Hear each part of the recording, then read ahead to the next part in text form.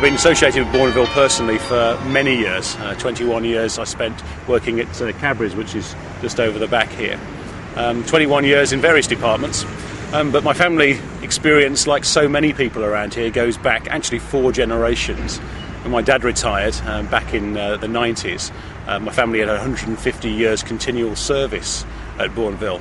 That story might sound amazing in one sense, lots of time there, but actually it's a story that echoes into so many people's lives around here. Often it was said that if you worked at Cadbury's, you had a job for life. But Cadbury's wasn't so much a place to work, it was much more than that.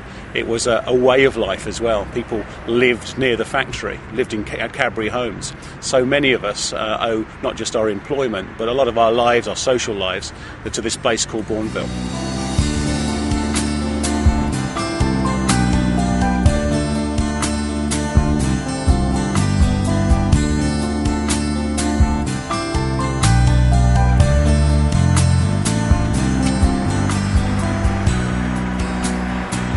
So much of the articles in the press is talking about Bourneville. We're talking about it being like Middle England, a real fluffy, warm chocolate box type place. But Bourneville is a real community full of real people, and a lot of those people are grieving right now. And part of that is not just because of Cadbury's the factory, but because of the disruption that people are feeling in their own community. This community is strong.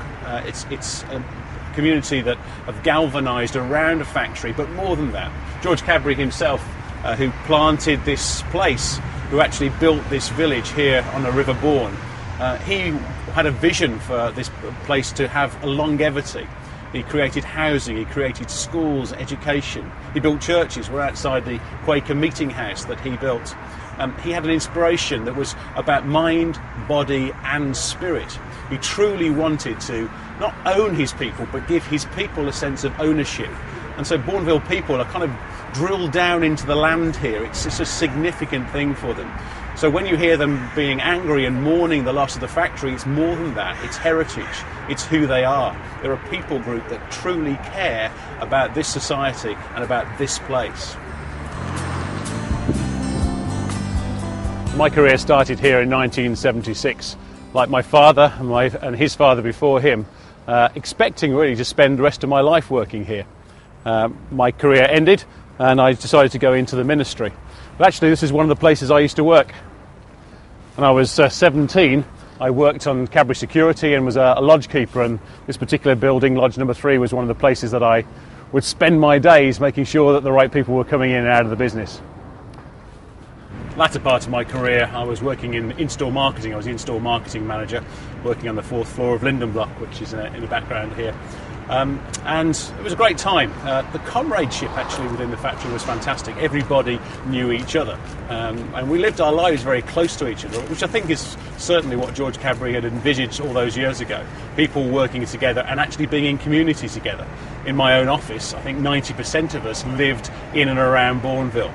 Now it's 7 years since I left, but still a lot of my friends, a lot of the family connections, still living and still working here. Cadbury goes a lot deeper than just a factory. It goes into the community, into the hearts of the people.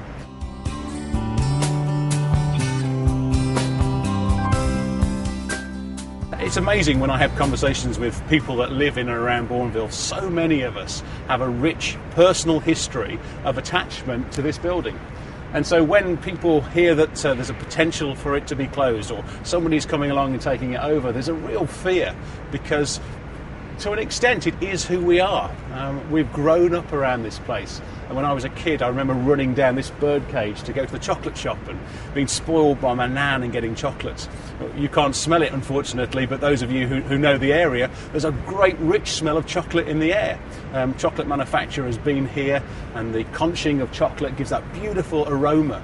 So it really, Cadbury says, just fills the atmosphere around here, both with scent and the reality of it, because of the structure of the buildings and the people that live here.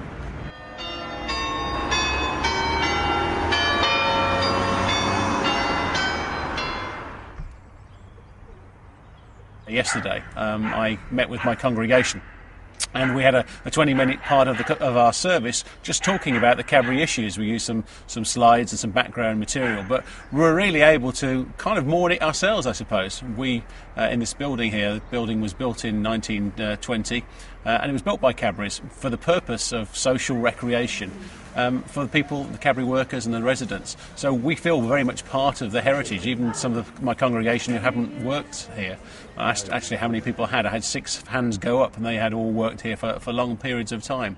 So it really matters to them. So personally, I was surprised at the depth of feeling that my congregation, they're mourning the passing of something when Cadbury goes to new ownership. But they are encouraged and they are excited about a new and dynamic future.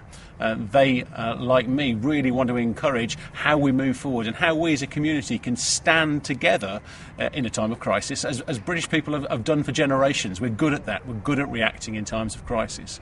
And yes, I think it's right to mourn, and to mourn deeply, because we're missing something. Something is passing. But this is a great time for us as a community to get together, to galvanise behind a new purpose. And that new purpose is, whoever the owners of this business are going to be, the purpose is, why should you stay here? How can we keep you? How can we encourage you to still be part of this community? We can be not just employees of the new business, but we can also be part of its future as residents.